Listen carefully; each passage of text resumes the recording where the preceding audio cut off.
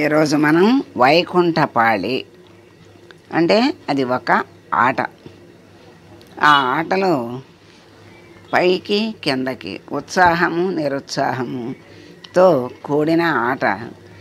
ఆ ఆట ఆడుతూ ఏమనిపిస్తుంది, ఎప్పుడు పైకి వెళ్ళిపోతామా ఈ పాముల నోట్లో పడకుండా అని ఈ మనకి మధ్యలో భయం వేస్తూ ఉంటుంది కదా. ఆ భయం లేకుండా పరమపదానికి వెళ్తే భయం ఉండదు. ఇవన్నీ ఎప్పుడు దాడతామా అనిపిస్తుంది. ఇది ఈ వైకుంఠపాళి ఆట కూడా తొందరగా అయ్యేదేం కాదు, పెద్దదే. కానీ దీని గురించి తెలుసుకుంటే జీవితం అంటే ఏంటో కూడా తెలుస్తుంది. అందుకని మన జీవితం ఏమిటో తెలుసుకుందాం. వైకుంఠపాళి ఆట జీవితం. తెలుగు తోటలో పండిన విక్రమకేళి వైకుంఠపాళి. కేవలం 4 గవ్వలతో 3 4 చింతపిక్కలతో ఆడేవాళ్ళ సంఖ్యను బట్టి జీవితాన్ని ఆస్వాదించగలిగే, అనుభవించగలిగే, ఎదిరించగలిగే ధైర్యాన్ని స్థైర్యాన్ని ఇచ్చే ఈ ఆట తెలుగువారి సృష్టి. తెలుగు సంస్కృతిలో పుత్రకామేష్టి. ఇందులో 11 వరుసలు ఉంటాయి. ఒక్కో వరుసలో 11 గళ్ళు ఉంటాయి.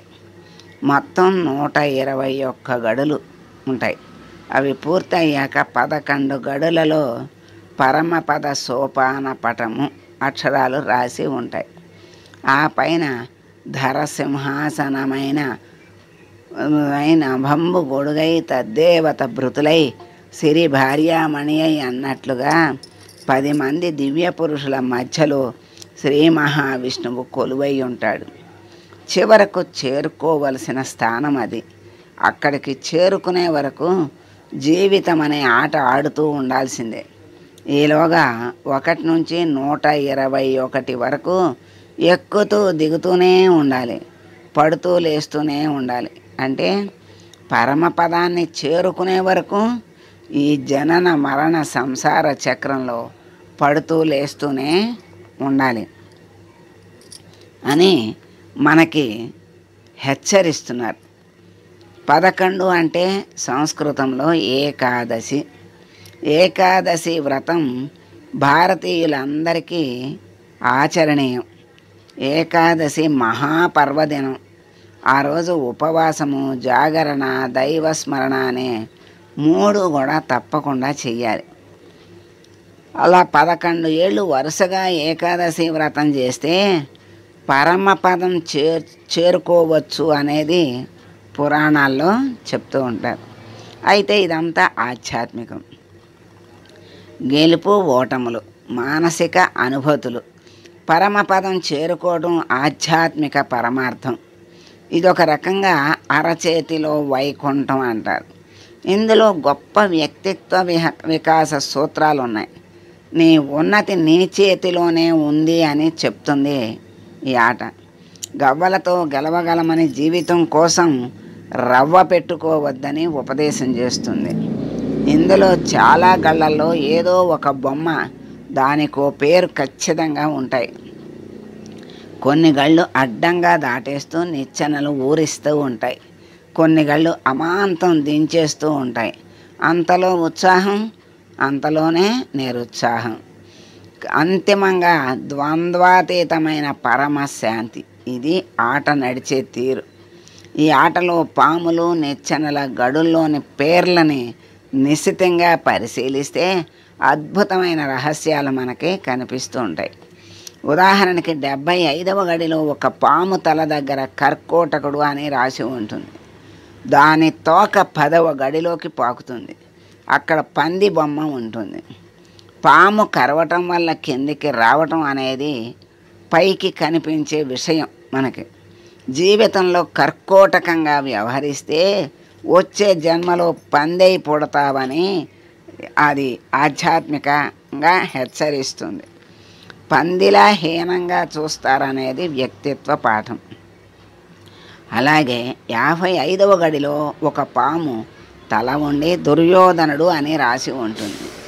దాని తోక 12వ గడిలోకి పాకుతుంది. 43 గడులు కిందకి జారిపోవటం పైకి కనిపించే ఓటమి. దుర్యోధనుడు అసూయకు ప్రతిరూపం. దానివల్లే కురువంశం క్షయమైంది. అలాగే మనము అసూయ పడితే జీవితం నరకప్రాయం అవుతుందని, సుఖశాంతులు నశిస్తాయని హెచ్చరిస్తుంది. పాముల అమరిక ఇంత అర్థవంతంగా ఉంటే నిచ్చెనల ఏర్పాటు కూడా మరింత పరమార్థబోధకంగా ఉంటుంది. 63వ గడిలో ఒక నిచ్చెన అడుగు భాగం ఉంటుంది. అక్కడ భక్తి అని రాసి ఉంటుంది. ఒక భక్తుని బొమ్మ కూడా ఉంటుంది.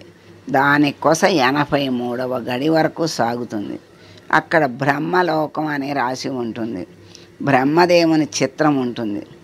భక్తిగా ఉండటమే బ్రహ్మలోకానికి చేరే ఉపాయము అన్నది పరమైతే, ఏ పనైనా దాని మీద భక్తితో చేస్తేనే మంచి ఫలితాలు వస్తాయి అన్నది బాహ్యమైనటువంటి ఇహంలో సూచన.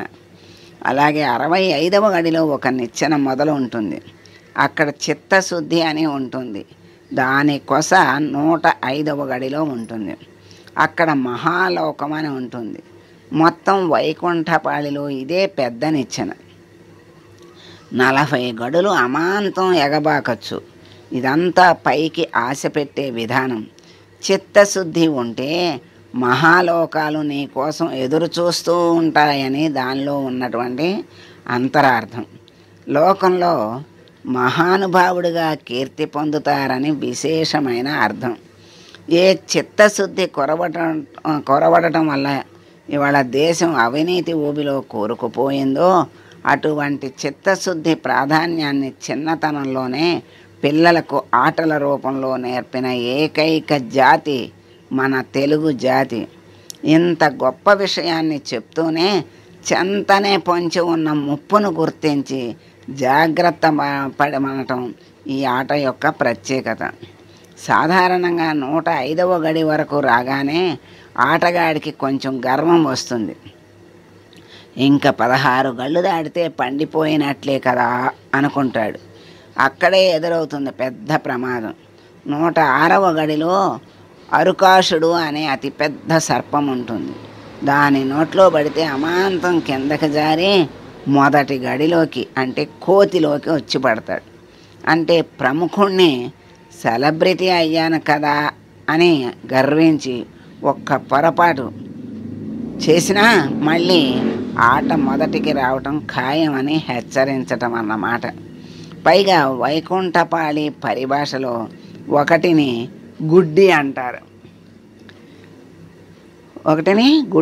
అంటే ఎంత పెద్ద స్థానంలో ఉన్నా గర్వించి ఒక్క గుడ్డి పని చేసినా మళ్ళీ క్రిందకి జారిపోవటం తప్పదు అని హెచ్చరిస్తుంది. ఇంత జరిగిన ఆట మానకూడదని పరిస్థితి ఇందులో విచిత్రమైన విషయం. ఒకడు పెద్ద పాము నోట్లో పడినా ఇంకొకడు ఇంకా పడలేదు కాబట్టి ఇతన్ని ఆడమని ప్రోత్సహిస్తూ ఉంటాడు. ప్రత్యర్థిని సైతం బాగా ఆడమని ప్రోత్సహించే ఏకైక క్రీడ బహుశా వైకుంఠపాళియేనేమో. ఇంతకీ చివరిదైన చిన్నది కానీ విషయం మరొకటి ఉంది. చివర 121వ గడిలో కూడా ఒక పాము ఉంటుంది. దాని పేరు అహంకారం. దాని తోక 99వ గడిలోకి ఉంటుంది. అంటే 106లో అరుకాసురుణ్ణి దాటిన, 115లో వైకుంఠంలో ప్రవేశించిన, 117లో కైలాసంలో దివ్యానుభూతి పొందిన, చివరలో 121లో అహంకారానికి లోనైతే తిరిగి రాక్షస జన్మ తప్పదు అని హెచ్చరిస్తోంది. బ్రహ్మ రుద్రాది దేవతల్ని తపస్సులతో ప్రసన్నం చేసుకుని మహాభోగాలు అనుభవించి లోకాలన్నీ జయించిన హిరణ్యకశిప రావణాసురాది వీరులు చివరకు రాక్షసులై దుర్మరణం పాలు కావటానికి ఈ అహంకారమే కారణం కదా. అందుకని అంతిమంగా అహంకారం మమకారం అనే రెండింటినీ జయించిన వాడే పరమపదం చేరుకోగలడని సారాంశం చెప్తోంది ఇక్కడ. అందుకే జీవితమే ఒక వైకుంఠపాళి, నిజం తెలుసుకో భాయి. ఎగరేసే నిచ్చెనలే కాదు, పడదోసే పాములు ఉంటాయి. చిరునవ్వులతో విషవలయాలను ఛేదించి ముందుకు పోబోయి అని ఈ చలన చిత్రగీతం ఒక ప్రాచీన శ్లోకంలా, ఒక ప్రబంధ పద్యంలా, ఒక భావ కవితలా, ఒక అభ్యుదయ గేయంలా ఎప్పుడూ తెలుగువారి చెవుల్లో మారుమ్రోగుతూ గెలుపు కోసం వెన్ను తడుతూనే ఉంటుంది. ఇది వైకుంఠపాళి ఆట. ఆ గడులు ఎన్నున్నాయి, ఆ గళల్లో ఎన్ని పాములు ఉన్నాయి, ఆ పాములకి తల దగ్గర ఏముంది, పడిపోతే కిందకి దేంట్లోకి వస్తాడు, ఏ స్థితికి వస్తాడు, ఆ నిచ్చెనను మొదట్లో ఏముంది, చివరిలో ఏముంది, వాటి యొక్క ప్రతిఫలాలు అన్నీ కూడా చక్కగా మనకి తెలియజేస్తూ, జీవితంలో ఇది వైకుంఠపాళి లాంటిది జీవితం. చాలా జాగ్రత్తగా ఉంటూ పరమపదాన్ని చేరుకోవాలి. చేరుకునే వరకు ఈ ఎగుడు దిగుళ్ళు, జనన మరణాలు తప్పవు అని మనకి ఈ ఆట వైకుంఠపాళి ఆట ద్వారా జన్మము యొక్క రహస్యాన్ని, మరి లక్ష్యాన్ని, ఆధ్యాత్మిక పరమార్థాన్ని అన్నిటినీ కూడా చక్కగా ఈ ఆట మనకి తెలియజేస్తుంది. అన్నీ తెలుసుకుని జీవితంలో ముందుకి వెళ్ళి పరమపదాన్ని చేరే వరకు, లక్ష్యం చేరే వరకు ఆపకుండా ఆడుతూ అందరూ కూడా లక్ష్యాన్ని చేరి ఆ పరమ ఆనందానుభూతిని పొందాలి అని కోరుకుంటూ శుభం పలుకుదాం.